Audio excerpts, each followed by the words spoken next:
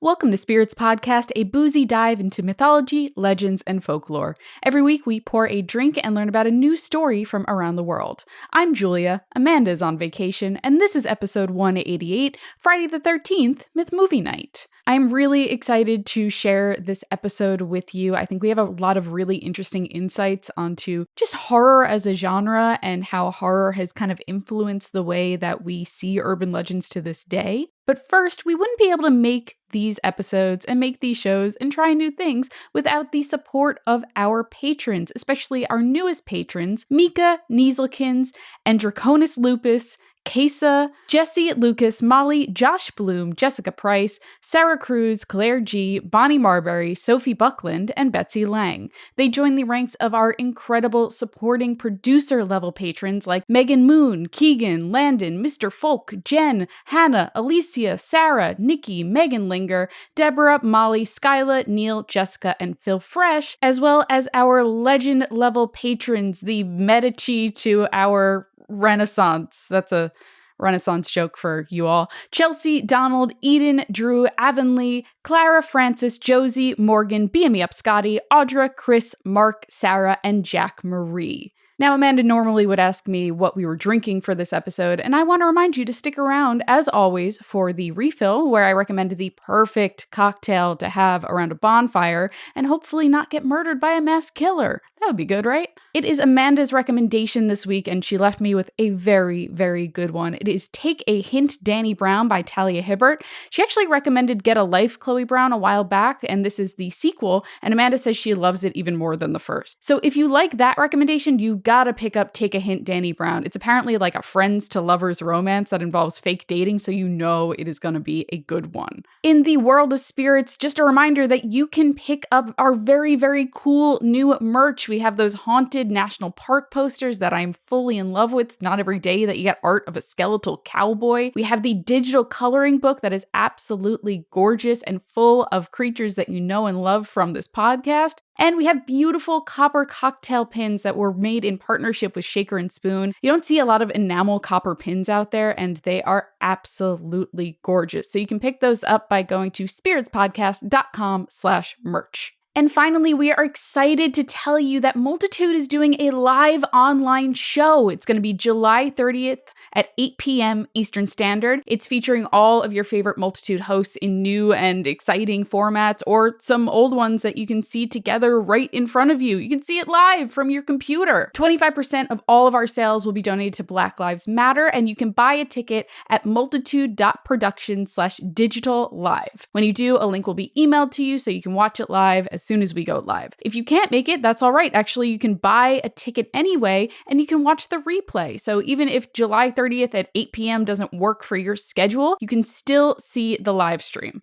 Once again, that is at multitude.production/digital live.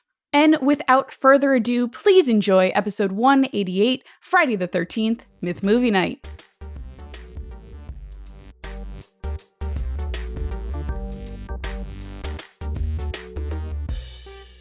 Julia, would you please regale me with the classic sounds that we learned in this movie? Beautiful. So creepy. I'm glad you liked it. I was talking to Jake after we watched this film. I'm like, this is one of the quintessential like horror movie character sounds.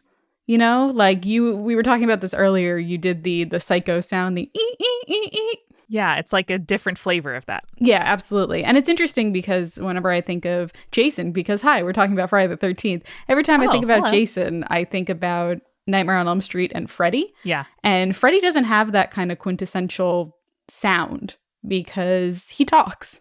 Jason doesn't talk. Yeah, and that's something that really surprised me and felt very modern in this movie, which begins set in the 50s. So much like Grease, even though it was released in the 80s, I was like, we're in 1950. Why do they have such short shorts? Only for one scene. Yeah. But the use of the camera as the assailant was fascinating. We're going to talk about it, but in lots of instances, you don't know who the killer is until later. So the characters will make eye contact with the camera, which keeps the killer masked and keeps them unknown to the viewer, but does allow us to see their actions. That isn't just like cutting around, as if there's just like a specter in the forest. So that felt super modern to me, and it really kind of heightened my enjoyment of both the gory part, which I often kind of just like squint my eyes through, and like don't really look at. But instead, I don't know, there were choices in how it was filmed and made that really kept me invested, even when it was like slightly gory.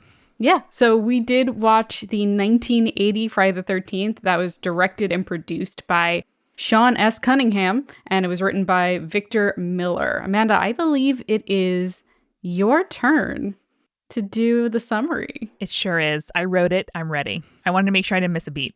I'm going to set the timer, and remember, you have 2 minutes. So if anyone doesn't want to get spoiled for basically any of the Friday the 13th, but specifically this one, skip ahead 2 minutes. Ready? Skip ahead. Yeah. 2 minutes and 30 seconds or so. So Julia can give me her reaction at the end as well. Okay, great.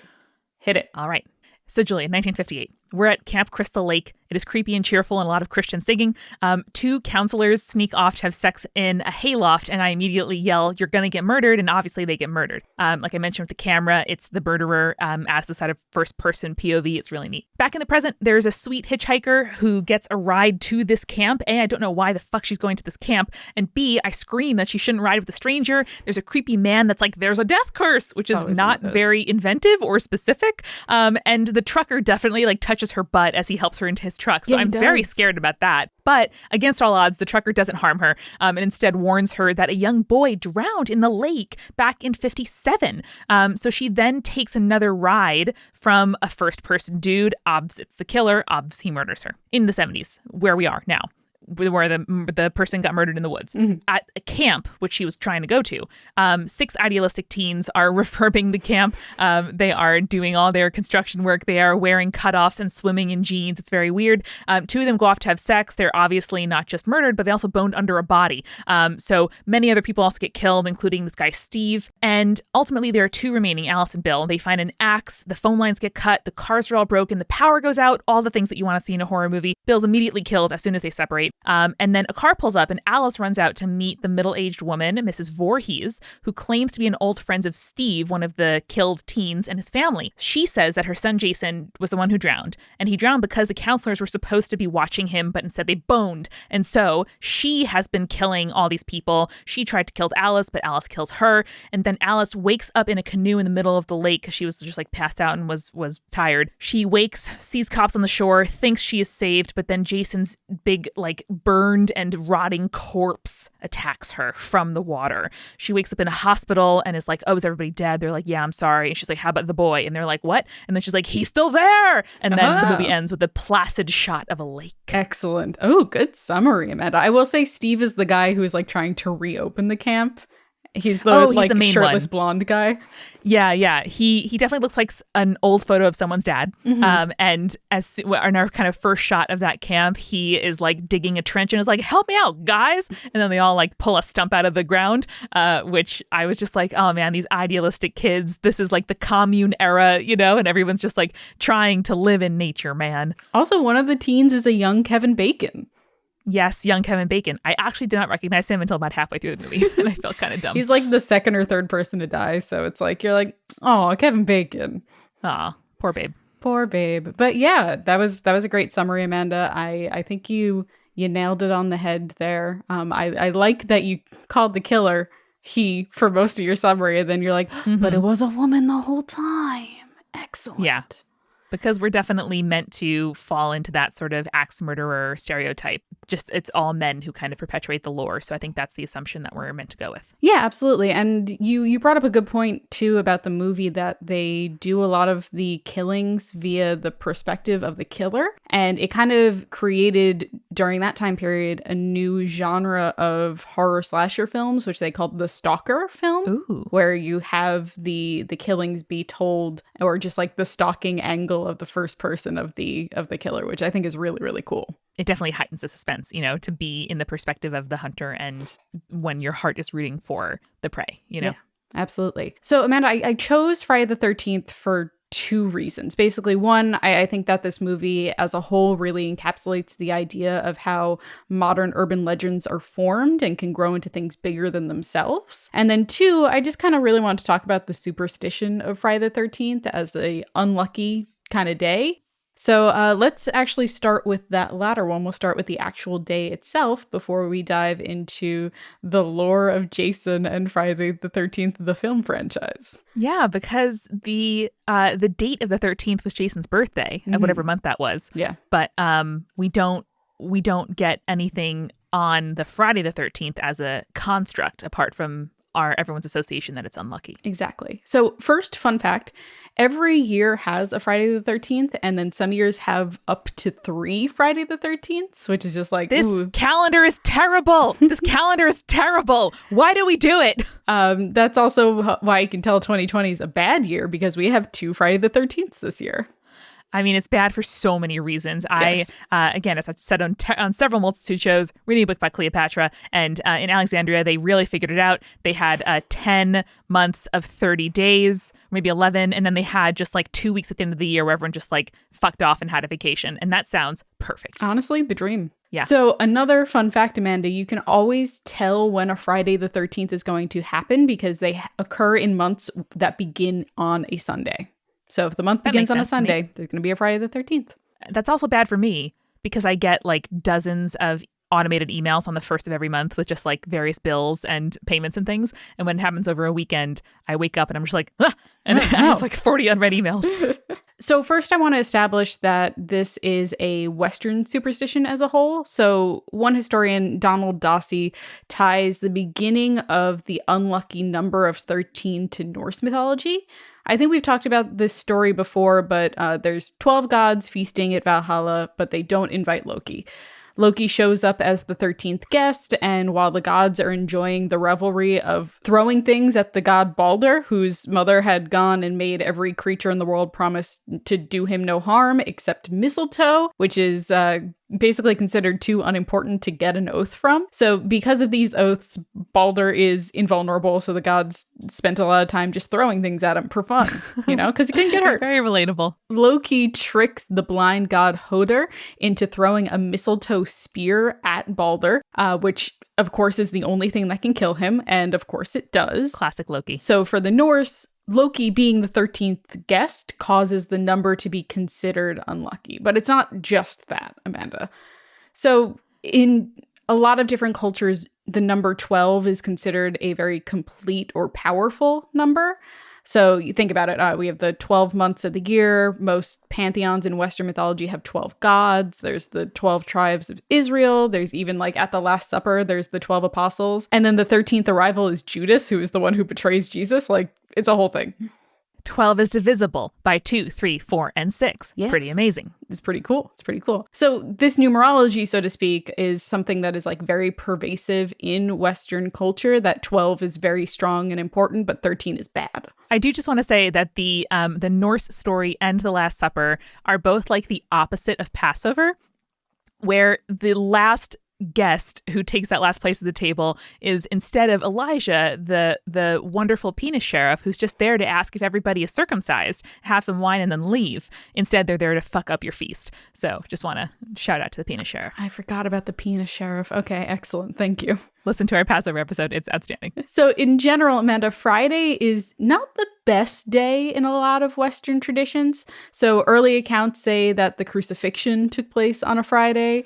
In the late 19th century, most executions in the United States were held on Fridays. Actually, the first written reference to Friday the 13th as an unlucky day seems to date back to a 1869 biography of the Italian composer Gioacchino Rossini, whose biographer Henry Sutherland Edwards wrote, quote, "He was surrounded to the last by admiring friends. And if it be true that, like so many Italians, he regarded Fridays as an unlucky day and 13 as an unlucky number, it is remarkable that on Friday, the 13th of November, he passed away." Dang. All those Italians who hate Fridays and also 13, it's all our fault.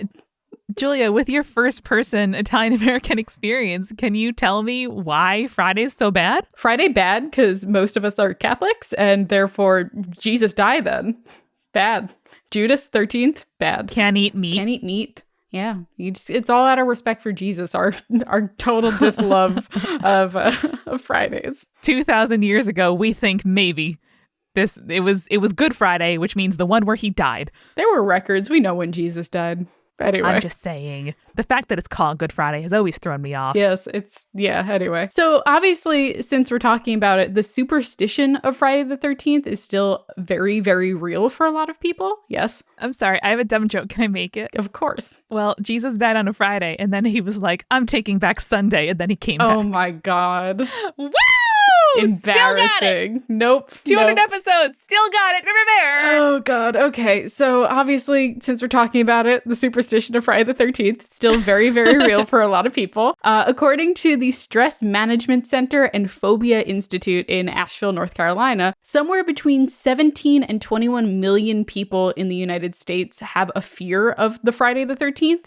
And it is estimated that each Friday the 13th sees a $800 to $900 million loss in business every year. Really? Yeah. People don't want to go out and they don't want to spend money on Friday the 13th. They're like, don't want to risk it. Interestingly as well, a study done in the British Medical Journal in 1993 came to the conclusion that, quote, the risk of hospital admission as a result of a transport accident may be increased by as much as 52% on Friday the 13th. Really? Did they have any kind of guesses why? I don't know. I think people just are possibly like a little bit more on edge, so therefore they might not be driving as carefully. But at the same time, I'm going to take that with a grain of salt because the study was criticized for having too small of a sample pool. So, kawaii. Yeah. The podcast Sawbones has taught me a lot about studies, and it is absolutely absurd the way that people just quote them as if they are true. Yep. Nope. I'm telling you in advance. Sample size is probably too small. Do you remember when you learned about Friday the 13th as a thing that was supposed to be unlucky? I feel like for me, it was just like in a classroom or at a Girl Scout meeting or something. Yeah, I think it was just like in passing. Like I don't remember a particular moment in which someone was like, well, it's Friday the 13th and that's unlucky. I think I got it via context clues where it's like, oh, you got to be careful, Friday the 13th. And you're like, what? Okay.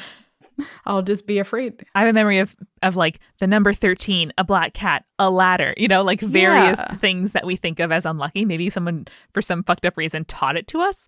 But it really kind of primes my mind for the discussion I'm sure we're going to have about how fears are culturally created and transmitted in a lot of cases. Yeah, I think it's I almost think that we had like a classroom superstition lesson or something like that. Now that like you on listed Halloween? Maybe. Something like that. Weird. Okay.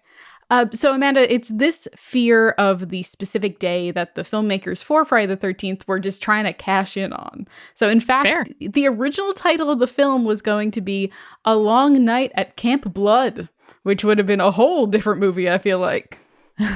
Yes, it would have been. I feel like we just wouldn't have gotten all the spin-offs. I don't see A Long Night at Camp Blood Part 2 happening. You know what I mean? Yeah, it's less franchisable. The Longest Night at Camp Blood. To Camp to Blood. The Dawn of Camp Blood. All right, good. So let's get into the movies. But I think first we'll get a palate cleanse with a refill. Let's do it.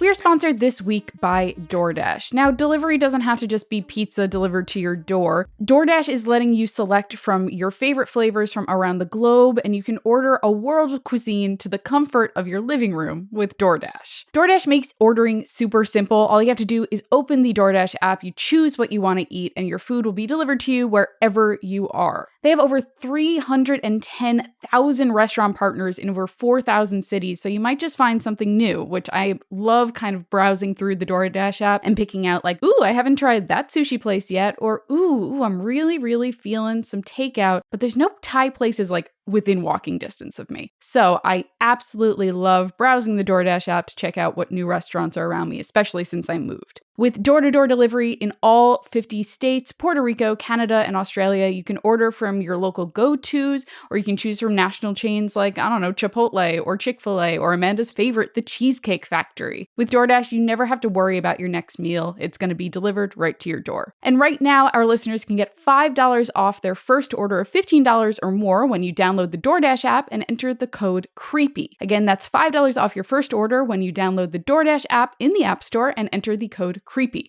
Don't forget, that's the code CREEPY for $5 off your first order with DoorDash. If you're like me, you've probably been suffering from insomnia or just the inability to fall asleep. If you're like me, the minute you set your head down, your brain just goes a mile a minute and it just wants to think about all the things you did today and all the things you have to do tomorrow, and it's just really hard to calm yourself down. That's why we're excited to partner with, of all people, Calm. It is a mental fitness app designed to help you relieve anxiety and improve your sleep, because improving your sleep can literally change your life. Calm helps you ease stress and get the best sleep of your life. It has a whole library of programs designed for healthy sleep, like soundscapes, guided meditations, which I absolutely love, and over 100 sleep stories that are narrated by soothing voices like LeVar Burton and Nick Offerman and Lucy Liu. And if you go to calm.com/spirits, you'll get a limited offer of 40% off a Calm premium subscription, which includes hundreds of hours of programming.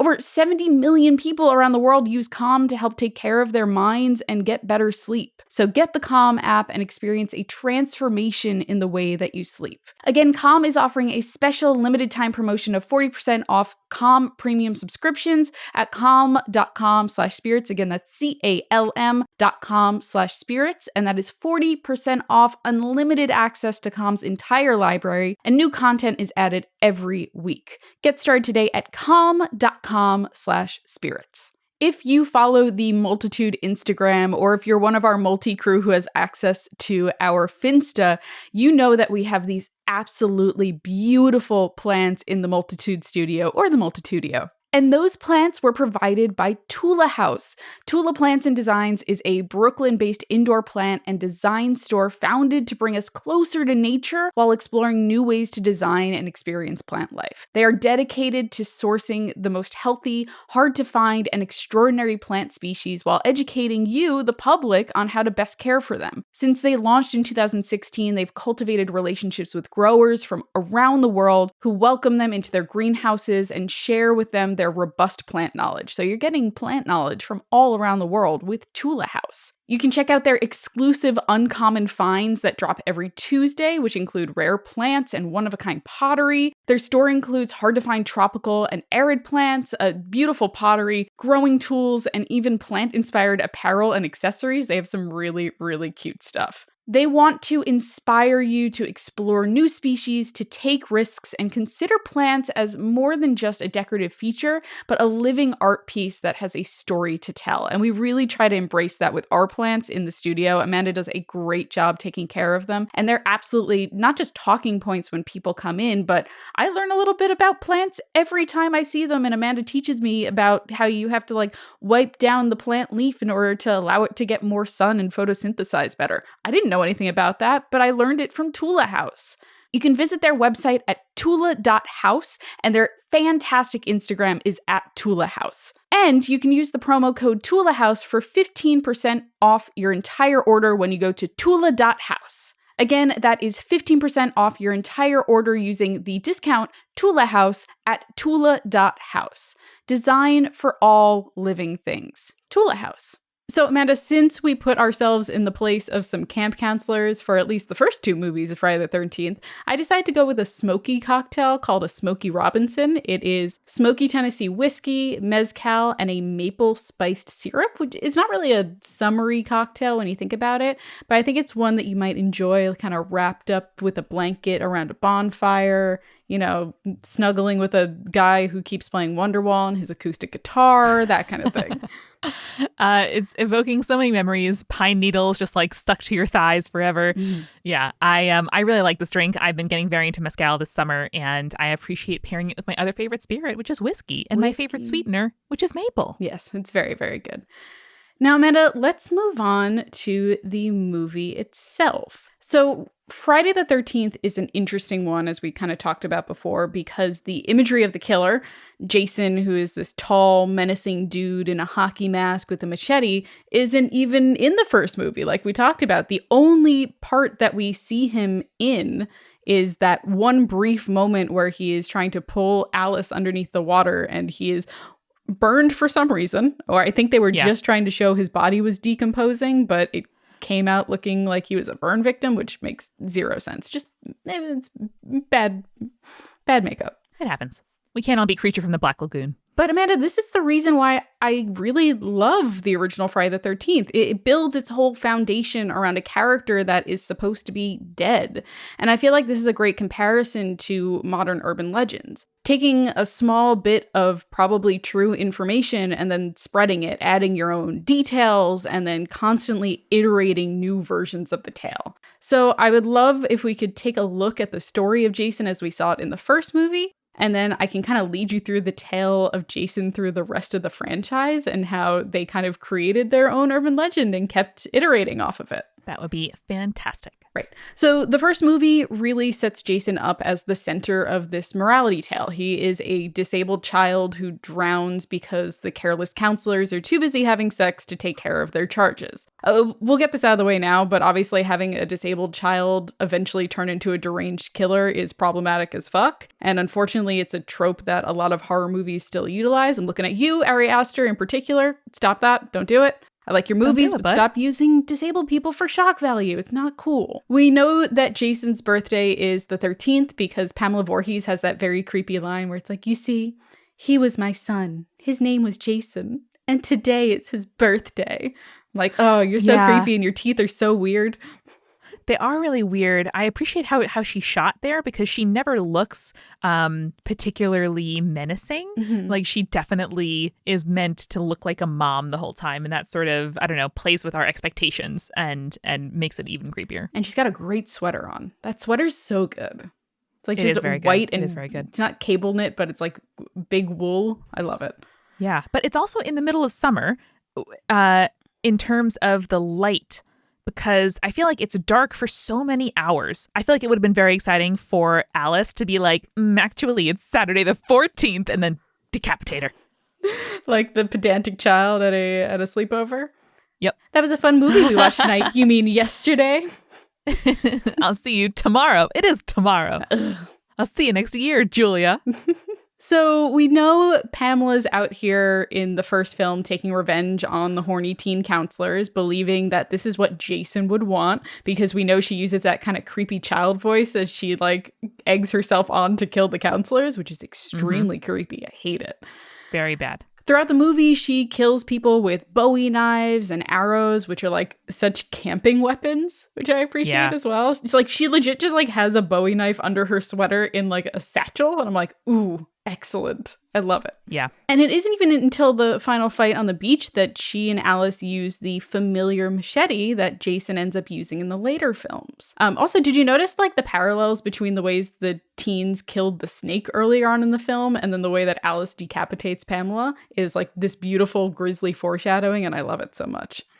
Very good. I didn't notice it the first time around, but I appreciate it now. Yes. So the only real moment, like I said before, is when we see Jason, who he's like decomposing and gross looking, and he tries to drag Alice into the lake, which originally wasn't even going to happen in the film, Amanda. Really? Originally, it was just going to end with Alice floating on the lake waiting to be rescued, but the filmmakers had just seen Carrie, and they're like, no, we need one more scare where like the thing comes back one last time to scare the audience. I mean, it was very effective. It was very scary. Yeah. And if they hadn't made that decision, we probably wouldn't have had the setup for the rest of the legacy of Jason. So like that choice to include the one last scare and have Jason pop out of the lake is the reason we have a franchise. I thought you were going to say that they, were getting interest in doing more movies and realized they needed some kind of breadcrumb, but that definitely like made that reality happen. Yeah, absolutely. So this is a great time for us to get into part 2, which actually came out just like a year later. And the whole premise is that,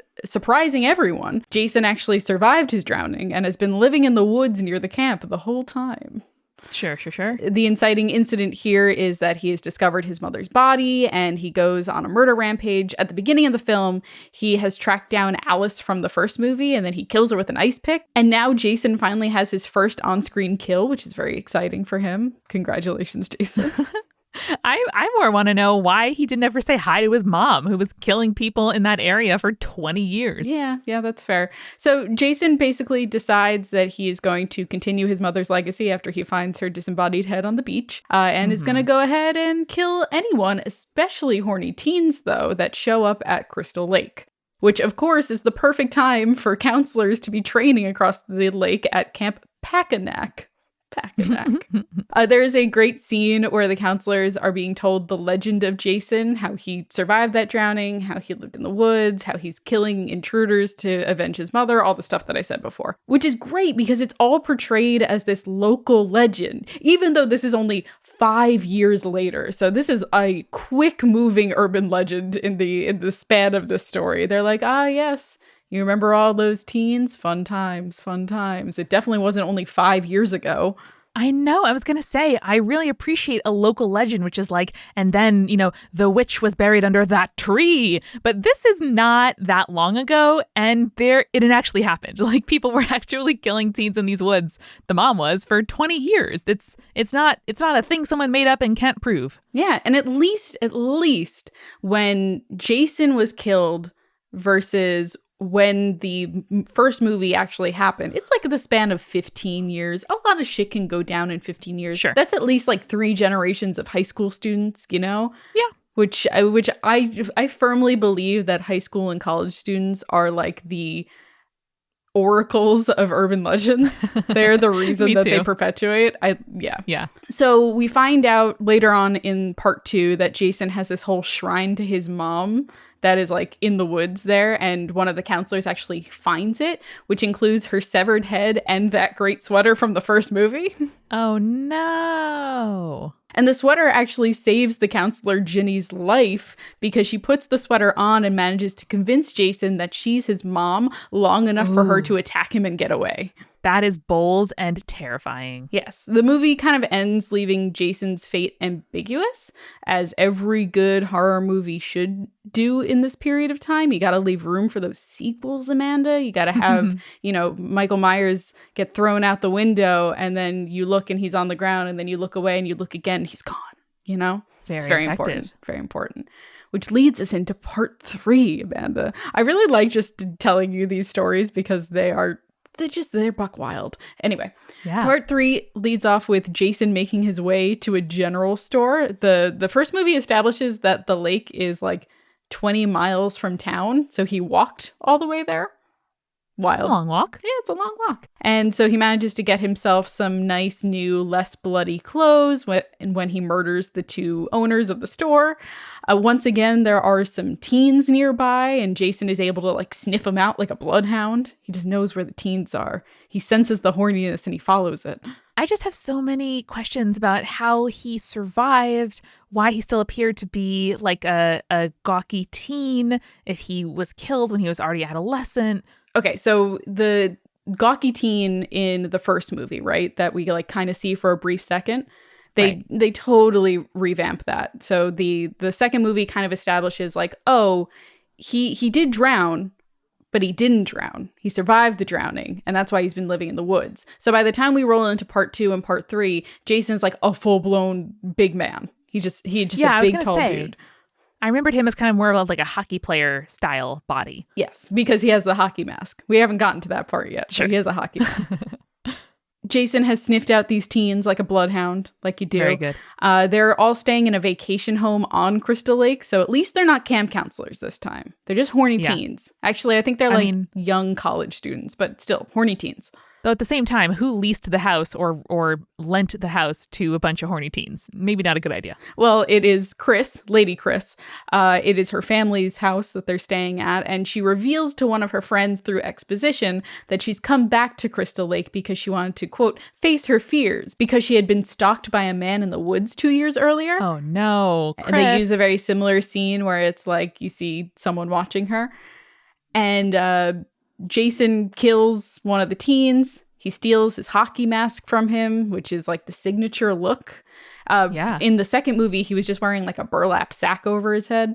Ugh, yeah. Also scary. Also scary, but the hockey mask is so iconic now. Is he trying to protect his identity, or is he hiding some disfigurement? He's hiding disfigurement. He was, like we talked about, he was born disabled. He has kind of a facial disfigurement. It's done for shock value. It's not cool. We're not big fans of that. But yeah, it's basically he spends a lot of time hiding behind that mask. So like the cool part about this is Jason doesn't have that signature look. And like you even kind of mentioned, you pictured him as like a burly hockey player. He doesn't get that until the third movie. That's wild. That's really surprising. Yeah. So in the end of the third movie, Chris is able to kind of catch Jason in a trap and like attempts to hang him from a barn. And he manages to free himself by unmasking himself. And Chris realizes that Jason is the man that was stalking her in the woods. And she ends up killing him by hitting him in the head with an axe and escaping in a canoe, very reminiscent to Alice's fate in the first movie. And this movie ends kind of just with Jason's body laying by the lake. But is he dead, Amanda? Is he dead? I mean, I thought there were more movies.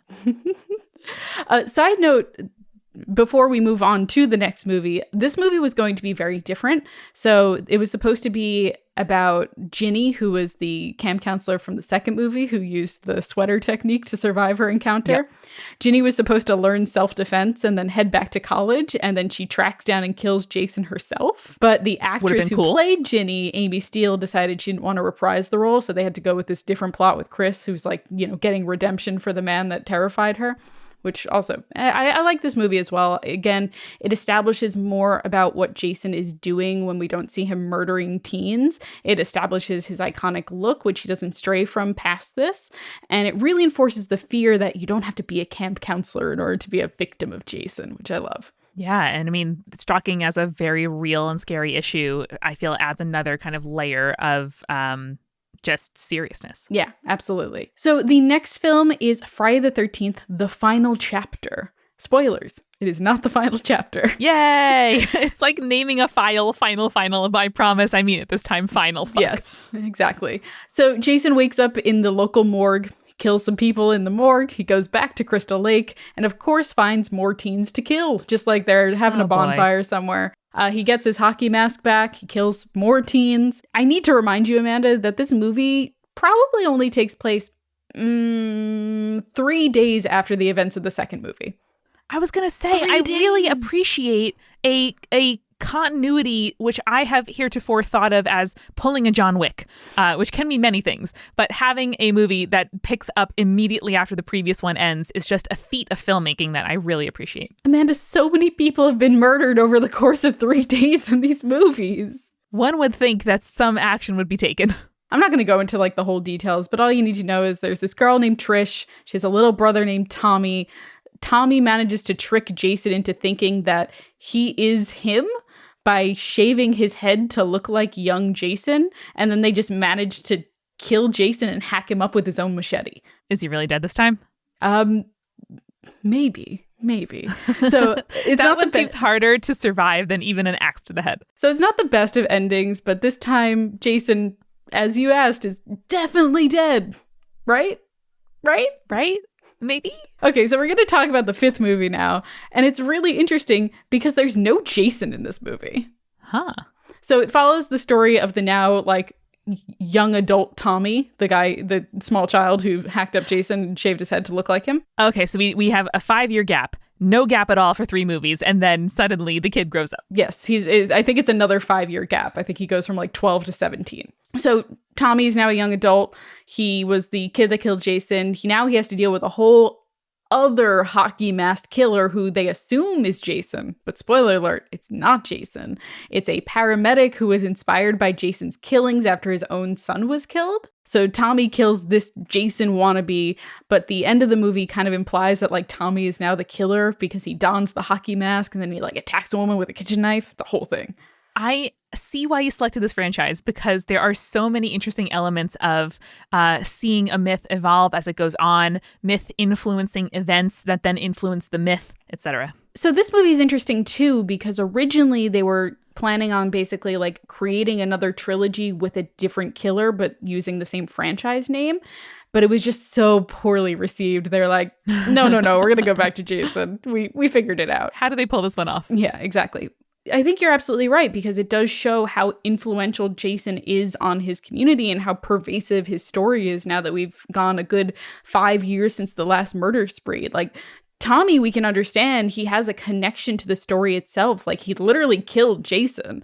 But when this man who has no personal association with Jason starts attacking people and mimicking him, like, that shows the impact of the story is so pervasive on this neighborhood, this like sleepy New Jersey town, and hell, like maybe even the state of New Jersey or the whole country at this point. Like, people probably know about this serial killer who was killing all the teens at this lake. And I feel like it would definitely be a headline that, you know, urban legend made manifest or urban legend proves real. Yeah, absolutely. Like, I can imagine all of the late 80s like spin-off like TV shows and stuff like that, like America's Most Wanted or something crazy. Cold Case Files. Exactly. So adult Tommy does return for the next film, though they've abandoned this idea that Tommy is going to become the new Jason. So he is like, I'm gonna go face my fears, and then he and his friend go and they exhume Jason's body. Oh no. Which is just don't do that. A bad move. In this kind of like hilarious scene when you like take it out of context, Tommy just like kind of like sees red and starts to stab the dead body with this piece of like iron fence that he finds. And then as he's doing that, lightning strikes and it revives Jason. No. The funny thing about this movie, too, is that they make a point of saying, like, Crystal Lake has been renamed to Forest Green because there's been a lot of bad publicity, and that's just the funniest shit I've ever heard. Fair enough, y'all. It's like, yeah, like, that would happen probably if y'all kept calling something like Blood Lake or, like, you know, the Crystal Lake killings, you would change the name of the lake. I don't know. Yeah. And a lot of towns where tragedies have happened have had to reckon with that and like the real economic impact it has. Yeah. So anyway, this movie ends with Tommy chaining Jason to a boulder and drowning Jason. But like, Jason is supernaturally alive at this point, so he just can't die. Yeah. And we've learned that Jason can apparently drown and not die even before all of this reviving. Yeah, apparently. And honestly, Amanda, this is the point where the series kind of goes off the rails, if it hasn't already, to be honest. It's now? Yes. So here are the highlights from the rest of the films that I just want to give you. Thank you. There's telekinetic Tina, who accidentally frees Jason from the bottom of the lake. The ghost of Tina's father, who fights Jason. Oh, no. There is Jason Takes Manhattan. There is Jason Goes to Hell. There's the FBI tracking him down and blowing him up. There's Freddy versus Jason, which is actually my personal favorite of the entire franchise. And then, I've heard of that one, yeah. Amanda, there's cryogenically frozen Jason in the future, which of course leads to Jason X, Jason in Space. Oh my. Oh boy. Oh wow. Who is involved? Is this like a like George Washington's Axe type situation where the teams keep changing and only the idea of Jason remains the same? Is there anyone 100%. Continuous? No. Never. Actually, hold on. It might just be like the same actor. I'm going to just double check. I mean, I hope that the creator is getting mad royalties. But apart from that, I'm just like, I'm so curious about how this happens. And sorry to the actor who played young Tommy, TM, who expected to have a trilogy around him and then didn't. Rip, bro. Rip. Or older Tommy. Older Tommy's the one that was going to get Yeah, adult Tommy. Really, it's been different people every movie, basically. More or less. It's like no one has like been around for the entire almost 40 years of this franchise at this point. So it's the opposite of like Scooby-Doo and Daffy Duck, whose actors, you know, play them for decades at a time. And it's the opposite of Freddy Krueger, who is played by Rob Englund, except for like the remake that they made in the mid 2000s. Actually, it was made in 2010.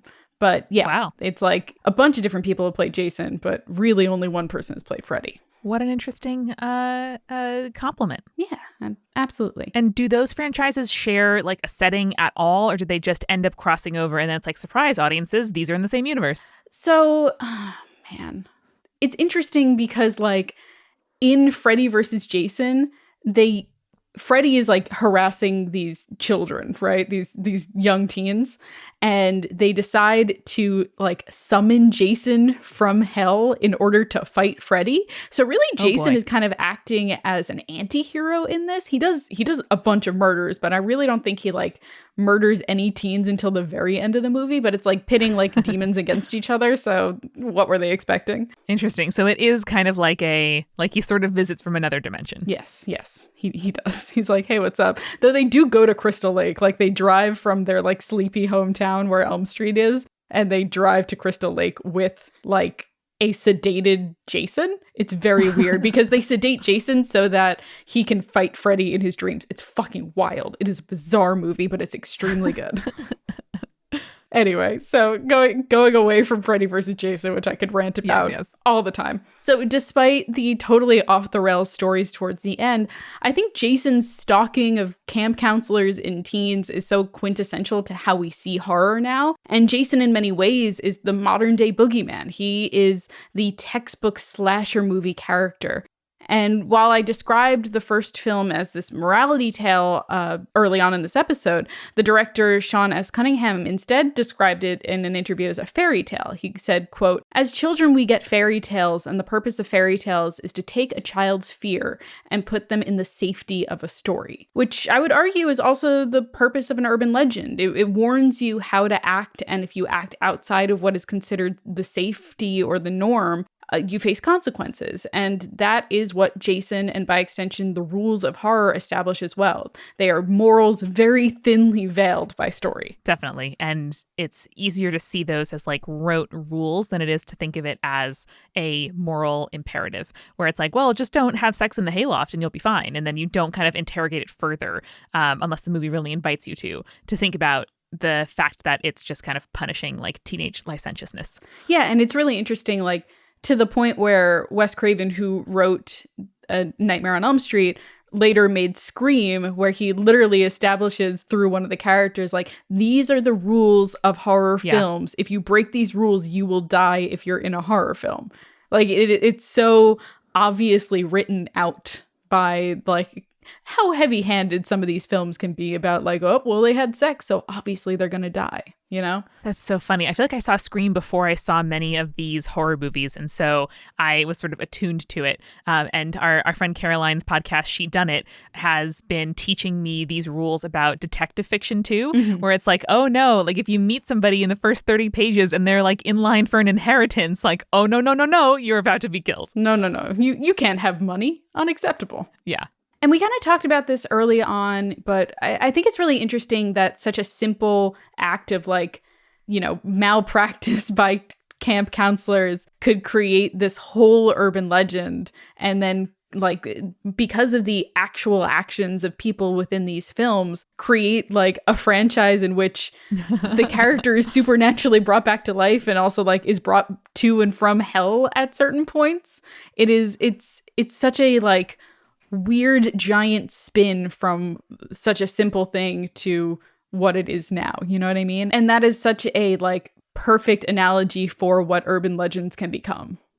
And horror movies too, where it's like if the character had just shut the blinds, or if they had just, you know, not picked up the phone call, or whatever else it might be. And like you were saying earlier, and with the quote, it's much easier to think about individual action than it is to kind of confront the presence of evil in the world. And in this film too, like, who's to say that there was any truth to the story that Mrs. Voorhees was saying? Like, it's possible that her child died, and in grief and anger, you know, she decided to take revenge against some, you know, twisted or exaggerated version of the truth. And that is really all it takes at the end of the day for a legend to crop up. And once one does, it takes on a life of its own. And that's, you know, what we love so much about urban legends and about folklore is, you know, the story has meaning, but the meta text around the story has the most meaning. Like, it's not just the events of history, it's the historicity. It's like how we talk about the history and why. And I think this is a great example too, because of this franchise. You have so many different writers taking the story of Jason and then putting their own spin on it and making it new and different. So like, yeah, first movie says Jason died. He drowned in the lake. Second movie says, no, he survived the drowning and he's been living in the woods this whole time. And then by the time you get to like Freddy versus Jason is a good example. They flash back to Jason drowning because that's his worst nightmare, and Freddy is trying to, use it against him. And it's like the other kids at the lake forced him to go swimming knowing he couldn't swim, and that's the reason he drowned. Right. It's so fascinating to see what different writers can do with like the simple basic outline of the same story and just keep creating different versions of it. And I think that's what urban legends are. It is one person hears little facts of the same story and then blow it into something bigger and more interesting and something like more impactful. Like it's a little more addition for each person who tells it, like a game of telephone. Yeah, and it's a way to, again, kind of get at sideways the presence of tragedy, of evil, and to kind of brush up against it in a way that doesn't desensitize us, but makes it feel a little more controllable. Where if you, kind of ponder, a random death or a killing or some other kind of tragedy, it lets us kind of absorb the presence of that in the world without getting completely overwhelmed. Yeah, absolutely. I love that we were able to talk about this. Like, this is genuinely such a cool conversation to have about a movie that most people know, or at least like know the basics of, and to be able to like really dig into it and kind of show that, everyone can tell their own version of the Friday the 13th story is like the best part about this. Totally. And it just inspires me to pick up more comic books, because you've taught me to love the fact about comics that as people take over runs and issues and, they square like a parallel dimension version with the previous dimension, and just kind of all of the really inventive things that writers come up with to square multiple people's versions of the same story in the same universe, I think is just absolutely wonderful. And if you are taught to appreciate it instead of be confused by it, it's just sort of like another facet of the story to really enjoy. So you, listeners, you can retcon your own urban legends. 100%. Just saying, could be fun. Yeah, do it responsibly and don't use them as a pretext for crimes. Yeah, or racism or any sort of xenophobia. Thank you. Yeah, we're all cool. We all know. Cool. We all know that we use stories as a way to empathize with and connect with the world, and to make the most of our limited time. And that's really all you got to do. That's all you got to do. Oh, and just remember, stay creepy. Stay cool. DoorDash is a fast, convenient food delivery app. Get $5 off your first order of $15 or more when you download the DoorDash app and enter CREEPY at checkout. Calm is the #1 app to help you reduce your anxiety and stress and help you sleep better. Get 40% off a Calm premium subscription at calm.com/spirits. And Tula House is a Brooklyn-based indoor plant and design store founded to bring us closer to nature while exploring new ways to design and experience plant life. Get 15% off your entire order by using the discount code TulaHouse at tula.house.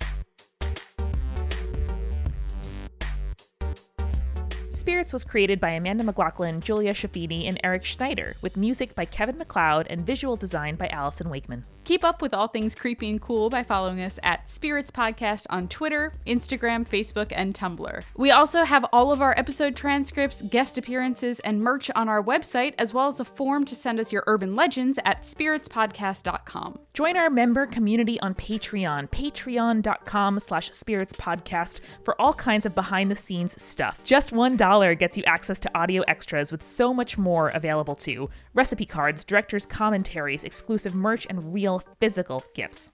We are a founding member of Multitude, a collective of independent audio professionals. If you like Spirits, you will love the other shows that live on our website at multitude.productions. And above all else, if you liked what you heard today, please share us with your friends. That is the very best way to help us keep on growing. Thank you so much for listening. Till next time.